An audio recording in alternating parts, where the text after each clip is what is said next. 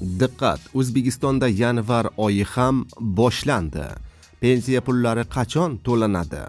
O'zbekistonda millionlab pensionerlarni qiziqtiradigan eng asosiy savol: yanvar oyi pensiya puli va ijtimoiy to'lovlar qachon xalqqa beriladi? Pensiya jamg'armasidan kutilmagan xabar. To'lovlar sanasi aniq bo'ldi. Kimlar avval oladi, kimlar kutishga to'g'ri keladi. Agar siz yoki yaqinlaringiz pensiya oluvchi bo'lsa, bu videoni albatta oxirigacha ko'ring. Chunki yanvar oyida to'lovlarda o'zgarishlar bo'lishi mumkin. Assalomu alaykum, hurmatli tomoshabinlar, tezkor yangiliklardan. Birinchilardan bo'lib xabardor bo'lishni istasangiz, videorolik ostiga like tugmachasini bosib qo'yishni unutmang. Like bosgan insonni Xudoyim doim qo'llasin. Yangi oy kirdi. Pensiyam plastik kartamga qachon tushadi yoki naqd shaklda qachon olaman kabi fuqarolarda savollar tug'ilishi tabiiy.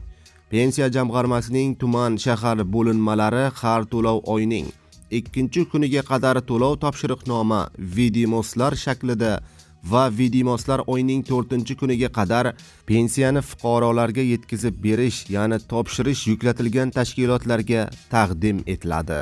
Ammo barchaga ma'lumki, joriy yilning 31-dekabrdan 4-yanvargacha bo'lgan kunlar Yangi yil bayrami munosabati bilan dam olish kunlari deb belgilandi. Shu sababli yanvar oyi pensiyasining to'lash muddati bo'yicha savollar yuzaga kelgan. Pensiya jamg'armasining ma'lum qilishicha, pensiya to'lovlarini har yili tasdiqlangan, ya'ni O'zbekiston Respublikasi davlat budjeti to'g'risidagi qonun asosida moliyalashtirish belgilangan. Bu yil ham 2026-yil uchun O'zbekiston Respublikasining davlat budjeti to'g'risidagi qonun bilan pensiya jamg'armasining 2026-yil uchun xarajatlari tasdiqlab qo'yilgan.